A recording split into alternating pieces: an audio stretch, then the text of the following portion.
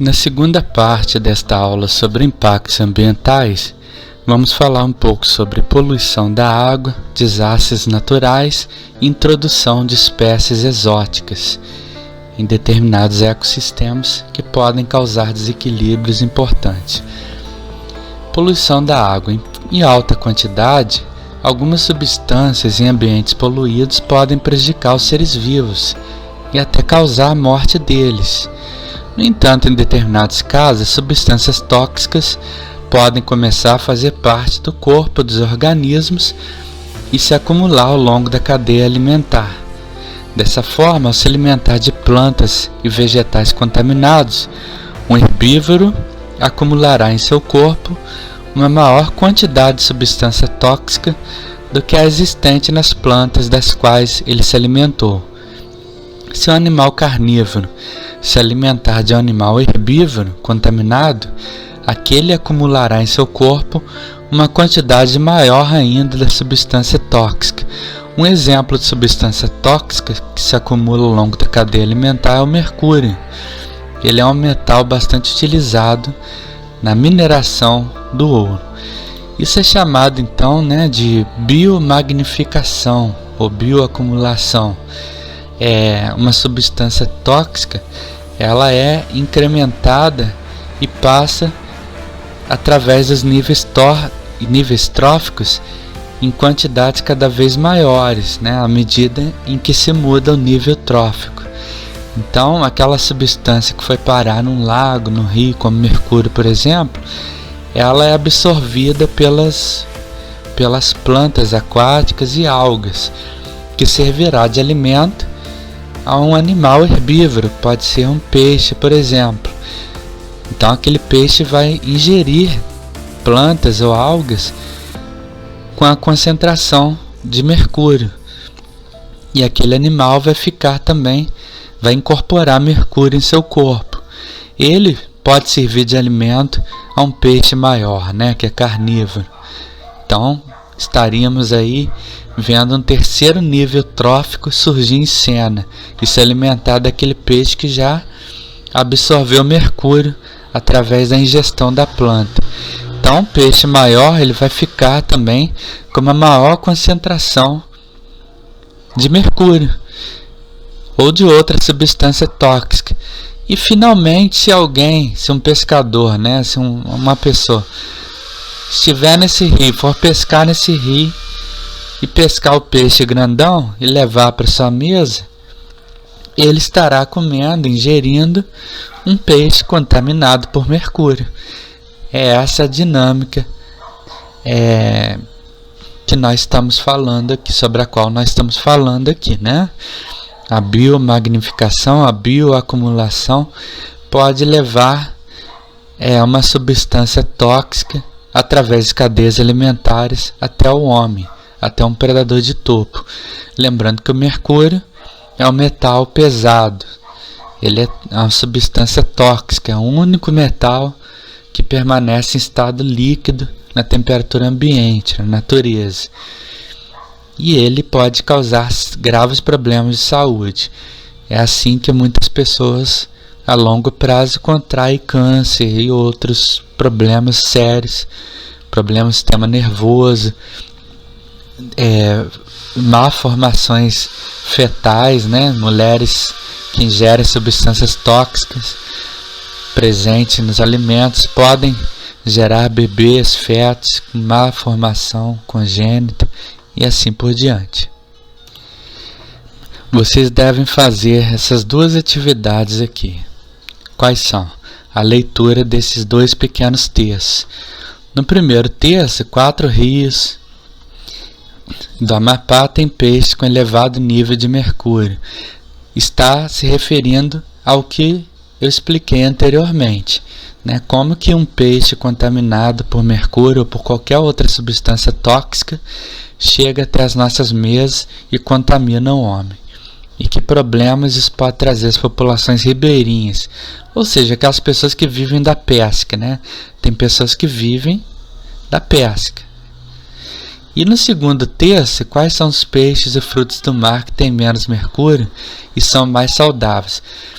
vocês vão ver que o mercúrio ele é incorporado naturalmente na superfície terrestre e chega até os lagos, rios, corpos d'água naturalmente, através de atividade vulcânica ou erosão das rochas.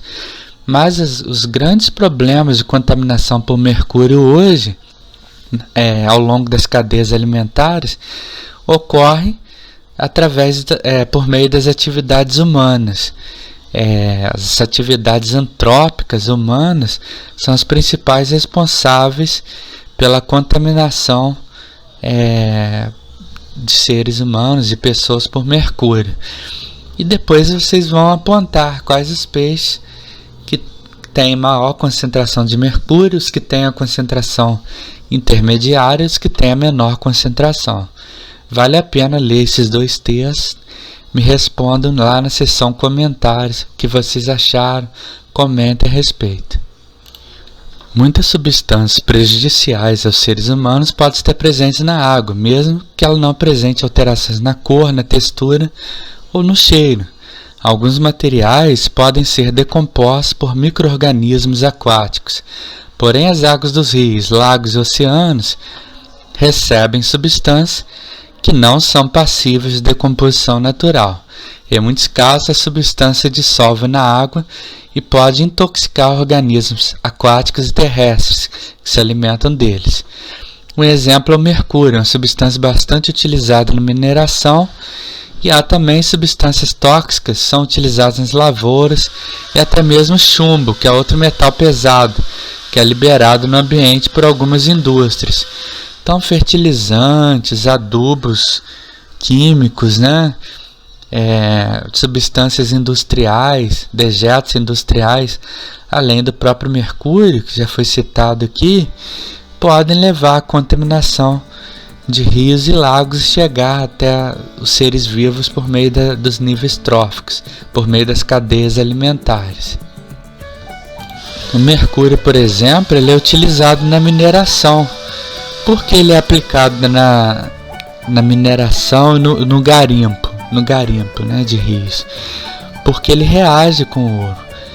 O garimpeiro ele vai utilizar uma peneira, raspar o fundo do rio, e vai retirar uma porção de pedras e cascalhos junto com areia e junto com ouro.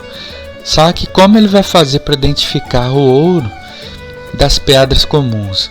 O ouro ele não vem brilhante e com aquele amarelo vivo que nós vemos em joias, em utensílios domésticos, em relógios, como observamos nas vitrines de loja. Ele vem misturado, como uma pedra comum. Se você aplica mercúrio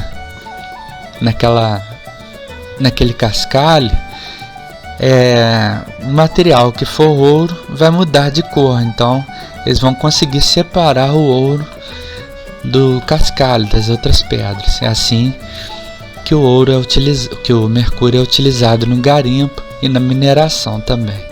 Só que isso é prejudicial, que conforme vimos, prejudica os ecossistemas, contamina os ecossistemas e chega até os seres vivos por meio da bioamplificação ou biomagnificação, O lançamento de materiais na água modifica a qualidade dos rios, mares, aquíferos, o que afeta direta ou indiretamente os seres vivos daquele ambiente. Dependendo da concentração das substâncias tóxicas presentes, as modificações na qualidade da água podem prejudicar também o ser humano e sua saúde, além de comprometer atividades como pescas e irrigação de lavouras. Todas as modificações que afetam seres vivos compõem o que chamamos de poluição da água. Você estará perturbando aquele ecossistema. Lembrando que aquíferos são reservas subterrâneas de água, ok? Acidentes que ocorrem durante transporte e extração de petróleo, acidentes com petroleiros, navios petroleiros, também são fontes de poluição e graves. Esses acidentes provocam manchas de petróleo na superfície da água, que bloqueiam a passagem de luz e impedem as trocas gasosas.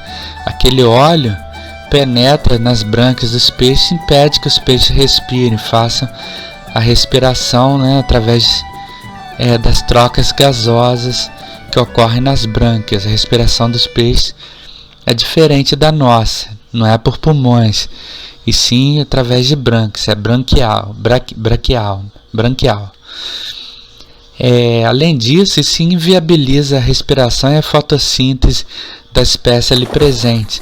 Cria-se uma capa de óleo, né, que impede que a luz penetre até determinadas profundidades. Então as plantas e algas que estão ali começam a morrer, que elas não vão ter luz para fazer fotossíntese.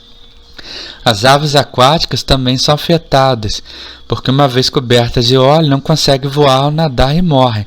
Vocês já devem ter visto que quando uma ave, um pássaro, um pato mergulha, aquela ave sai da água como se estivesse seca, não é verdade?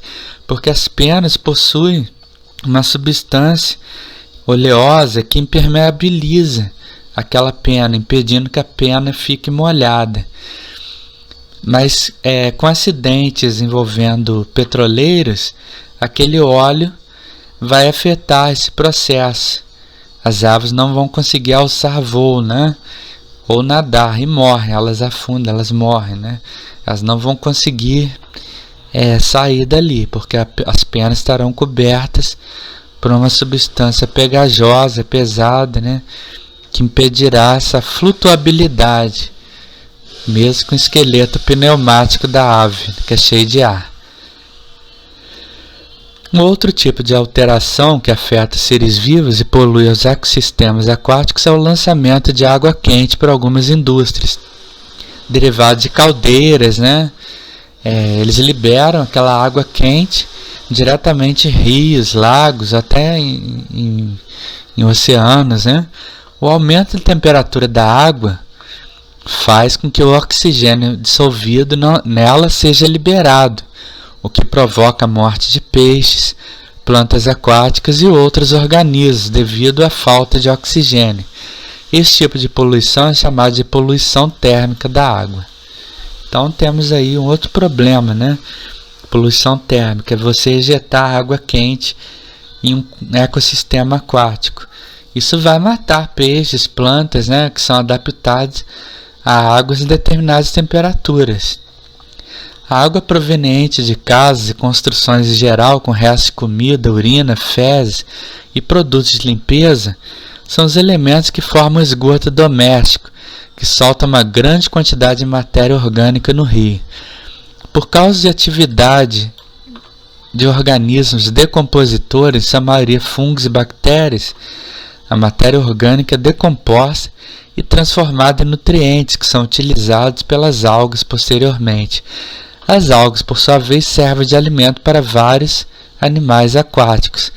Os nutrientes, quando em excesso, podem comprometer a vida e a biodiversidade em um rio, pois o excesso de nutrientes pode levar a multiplicação exagerada de algas, por exemplo, que podem formar uma camada na superfície da água.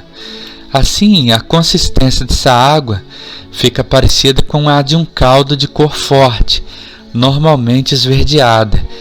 Essa camada dificulta a entrada de luz na água, o que consequentemente provoca a morte de algas que estão mais profundos, pois elas não conseguem obter luz para realizar a fotossíntese.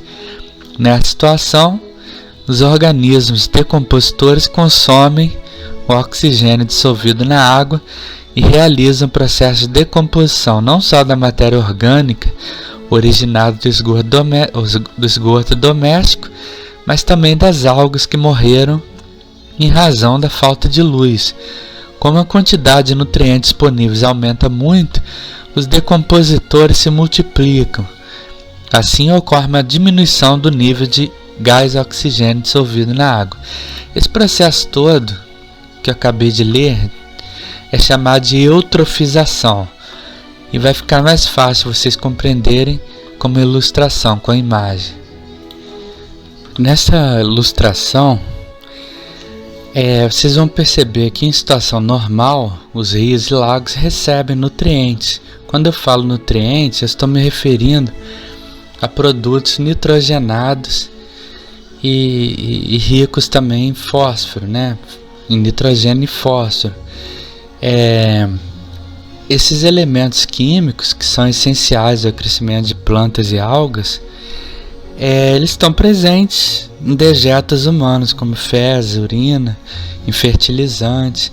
Então, em níveis normais, as algas vão utilizar, esses elementos para fazerem seu metabolismo, se desenvolverem, sem comprometer, o consumo de oxigênio pelas demais espécies. Vai haver um processo normal de fotossíntese. Se houver um despejo maior de esgoto não tratado e fertilizantes na água, com produtos muito ricos em nitrogênio e fósforo, o que vai acontecer? As algas que usam esse nitrogênio e fósforo presente no esgoto vão crescer muito, vão formar uma capa esverdeada que vai impedir com que a luz do sol penetre as camadas mais internas daquele lago, daquele rio. O que vai acontecer com as plantas aquáticas e algas que estão nas regiões mais profundas daquele lago ou rio? Elas não vão conseguir fazer fotossíntese, porque não vai chegar luz até elas. Sem fotossíntese não há produção de oxigênio. O que vai acontecer? Vai faltar oxigênio para as demais espécies. Os peixes e algas, plantas, as espécies que existem, a biodiversidade vai começar a morrer.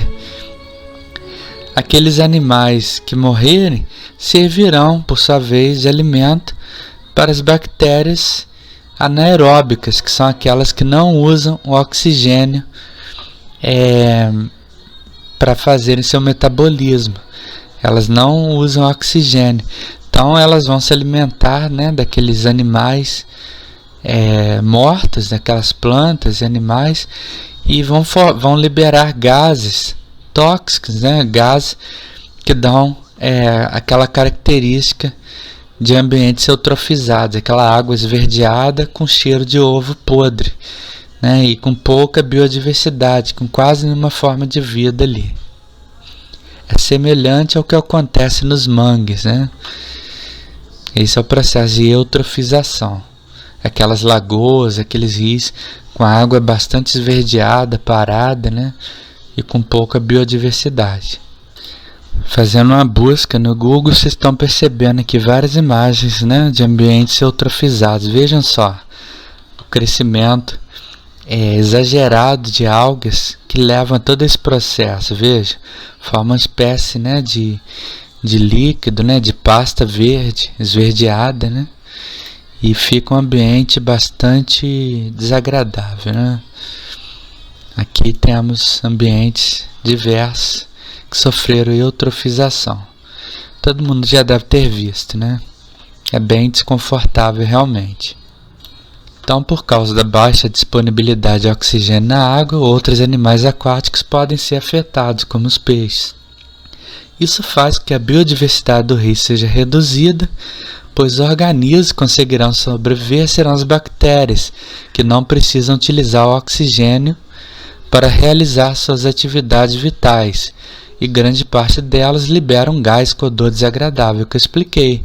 São as bactérias anaeróbicas, que não usam oxigênio, que vão decompor aqueles animais, aquelas outras plantas e algas mortos pela falta de fotossíntese, já que aquele tapete de algas superficiais bloquearam a passagem de luz até as camadas mais profundas do lago, do rio, Então, esse conjunto de acontecimentos coloca em risco a vida de um rio ou lago, é chamado de eutrofização.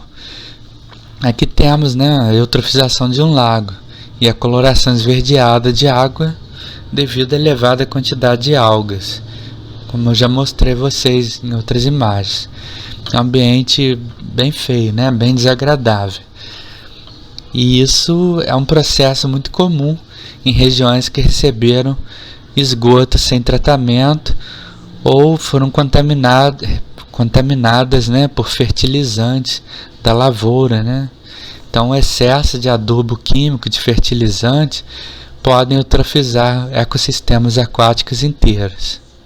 Lembrando também que esse é um processo que diminui a biodiversidade, mas não podemos afirmar que nenhuma forma de vida vive nesses ambientes. né? Bactérias anaeróbicas, por exemplo, estão presentes lá. A eutrofização, no entanto, não ocorre apenas com despejo de esgoto doméstico em rios ou lagos, mas também quando a água é poluída com fertilizantes, adubos naturais, até adubos naturais, como fezes de animais, estercos, né? Ou adubos artificiais.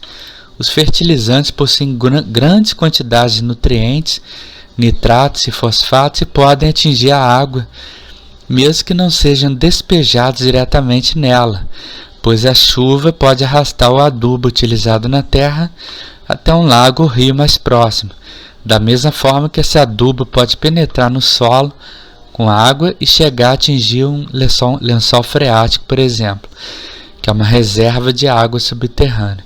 Então, nem sempre, né, a contaminação é feita de forma direta, mas sim indireta. A água da chuva vai arrastar, né, aqueles nutrientes presentes no solo, em uma região, em uma lavoura cujas culturas, né, foram bastante tiveram bastante aplicação, né, desses adubos, fertilizantes, e aquelas substâncias nitrogenadas, fosfatadas, vão ser empurradas, vão ser levadas pelas águas da chuva até o rio ou lago e contaminar aquele local, fazendo com que as algas proliferem. É importante vocês lembrarem também, né? Eu não sei se vocês se recordam, mas nas Olimpíadas do Rio de Janeiro, em 2016, houve a contaminação, houve um crescimento de algas em uma das piscinas olímpicas, né? Então, na época, discutiu-se a causa, né, dessa contaminação toda.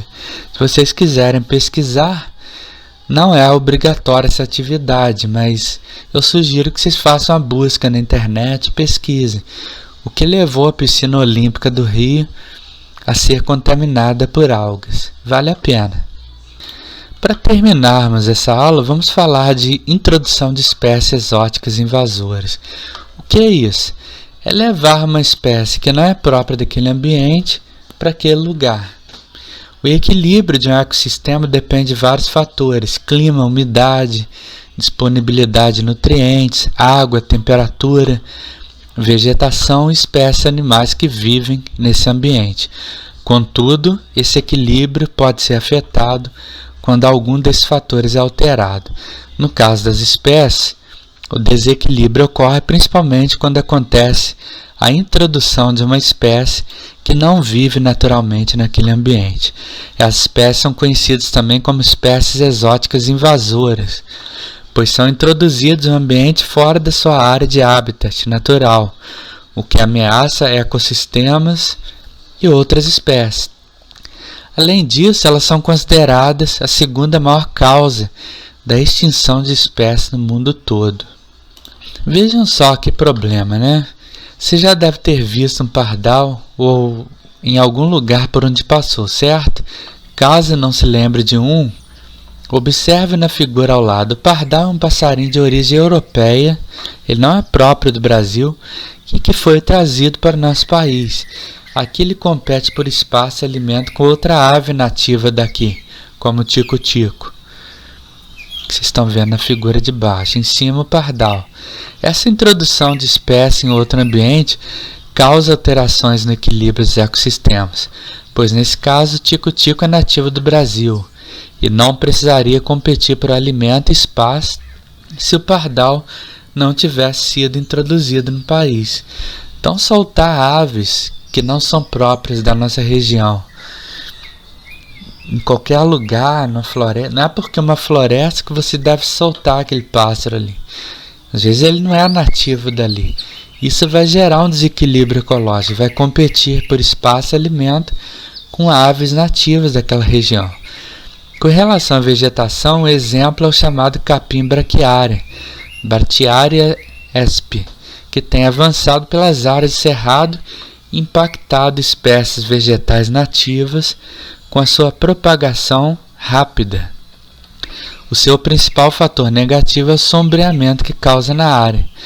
Há outras ações humanas que também provocam danos irreversíveis ao meio ambiente, como a captura sem controle de animais de diferentes espécies, o que causa alterações significativas no meio e pode reduzir as populações das espécies ou mesmo levá-las à extinção. Então, gente, capturar pássaros na natureza, soltar pássaros na natureza, você pode não concordar em se prender um pássaro na gaiola, mas é errado você soltar um pássaro em qualquer lugar.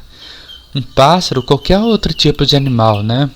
Em um ambiente, em um habitat que não seja o próprio dele, porque ele vai competir por alimento e espaço com espécies nativas. Isso é tão sério que quando a gente viaja para outro país, eu já tive essa oportunidade de viajar para outros países, quando estamos próximos, né, de chegar ao aeroporto, a comissária de bordo, a aeromoça, ela distribui uma ficha que devemos preencher e nessa ficha nós declaramos ou não se estamos carregando algum produto de origem vegetal ou animal para aquele lugar. Se você introduzir qualquer alimento, qualquer coisa, qualquer objeto de origem animal ou vegetal, um objeto de madeira, um alimento, não importa se é apenas um alimento, você pode pagar uma multa muito grande, você pode ser multado por aquilo, né, e em alguns casos até impedido de entrar naquele país.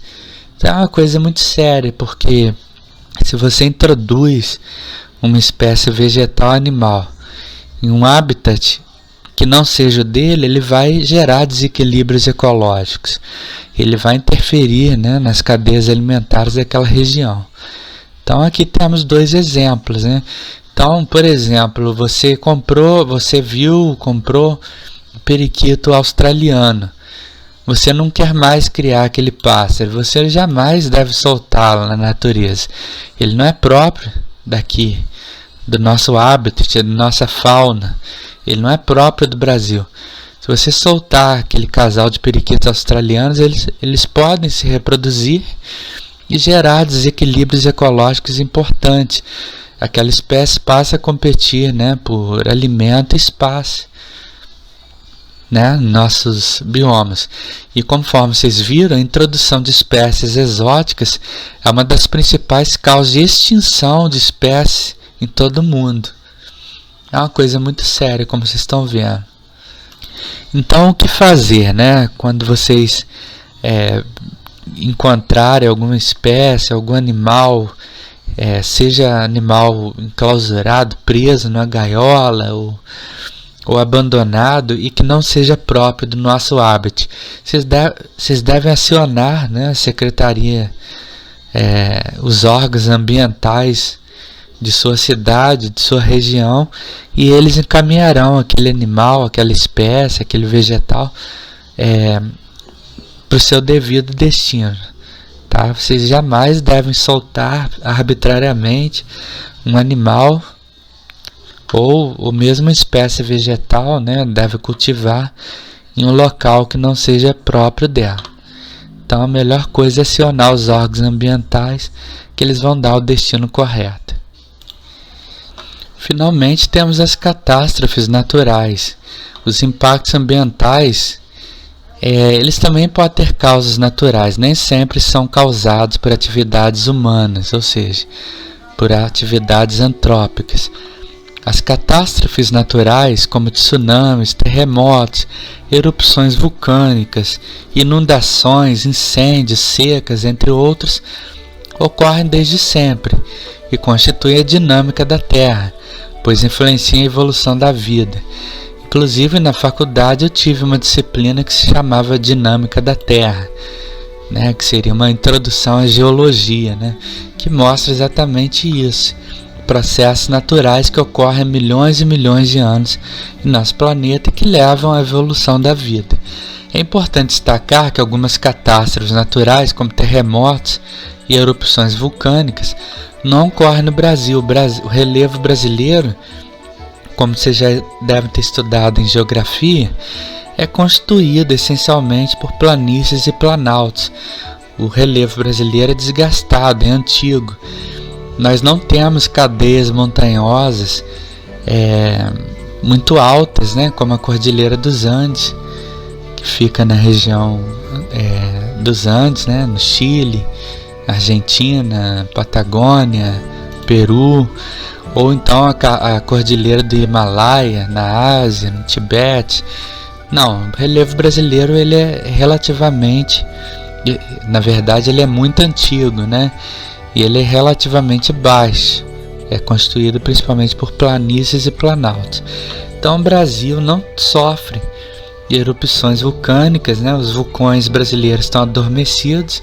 O nosso território já teve sim atividade vulcânica, mas num passado muito remoto, inclusive no estado do Rio, né? Vocês podem pesquisar depois quais seriam os vulcões que o Brasil já teve e estão adormecidos, eles não estão mais em atividade. Terremotos, vez ou outra, né, o relevo brasileiro, algumas cidades brasileiras sofrem tremores, pequenos abalos sísmicos, né, mas como consequência terremotos que ocorrem em falhas, como a falha sul-americana, né. Na verdade, o Brasil, nosso país, está localizado dentro da placa sul-americana e por esta razão os terremotos que eventualmente nosso país sofre são pequenos, são de baixa magnitude e são reflexos, né, de terremotos que acontecem em regiões mais acidentadas de junção entre placas continentais e oceânicas, né? Então nosso território é pobre em terremotos, mas alguns países da América do Sul, por exemplo, Chile, que já visitei, ele é o segundo país com maior atividade sísmica do mundo, depois do Japão. É um país que sofre muito com terremotos. Com o desenvolvimento da cultura humana, o crescimento populacional e o avanço tecnológico, questões relacionadas à ocupação do espaço vieram à tona, como o crescimento das cidades, a criação de animais, o desmatamento de áreas naturais para a agricultura. Nesse contexto, as atividades humanas passaram a modificar processos naturais da dinâmica do planeta, influenciando a ocorrência de alguns fenômenos, como deslizamentos, períodos de seca, inundações, entre outros. Então, desastres naturais existem desde que o mundo é mundo, mas as ações humanas, a ocupação, a urbanização, o surgimento de cidades, né, a criação de povoados, de vilas, cidades em regiões e as próprias atividades econômicas da humanidade contribuem, né, para maior frequência e maiores consequências, né, desses desastres naturais, vamos dizer assim. As catástrofes naturais, de acordo com organizações internacionais, podem ser classificadas universalmente em 4 categorias, segundo o tipo de evento e fenômeno natural. Podem ser geofísicas ou geológicas, como vulcões, terremotos, movimento de massa, meteorológicos, tempestades, ciclone, tormenta, vendaval, neblina, temperaturas extremas ou muito frio ou calor, né? Hidrológico, alagamento, inundação, deslizamento, ou climatológico, estiagem, seca, incêndio florestal, granizo, geada. As catástrofes caracterizadas como eventos climatológicos, meteorológicos e hidrológicos são normalmente associadas às alterações das condições climáticas no mundo todo.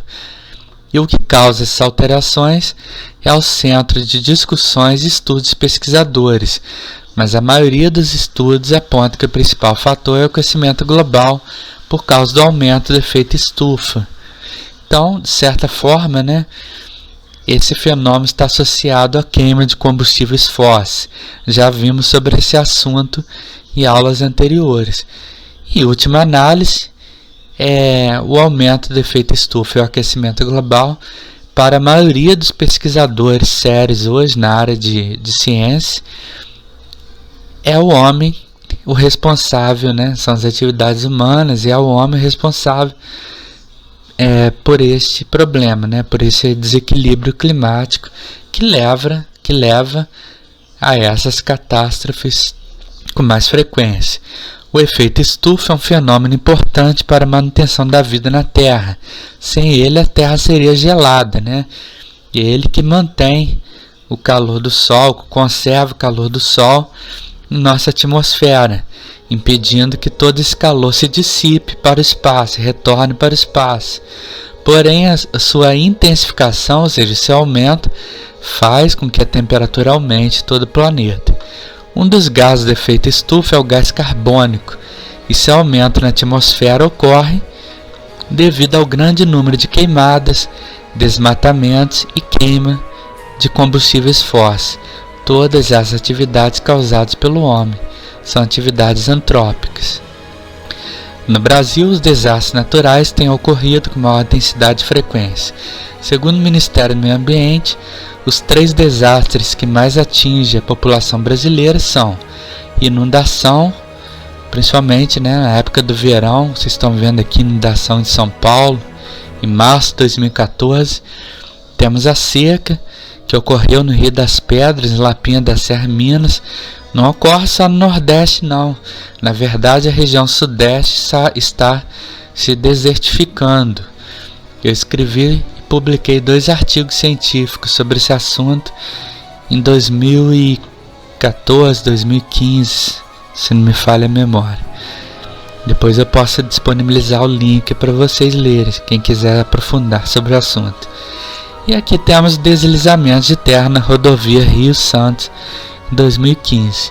É muito comum também esse tipo de problema na região serrana do Rio de Janeiro. Petrópolis, Nova Friburgo, Teresópolis. E às vezes leva a perdas humanas, né? Casas, pessoas são soterradas, né? Enfim, famílias são destruídas por causa desses acidentes. Não há também fiscalização por parte de muitos municípios brasileiros sobre onde as pessoas vão construir suas casas, o que acaba provocando, acelerando esse processo, né? Leiam esse texto aqui, Desastres Naturais, tá? Façam a leitura e depois da atividade está encerrada assim a nossa aula. Espero que tenham gostado.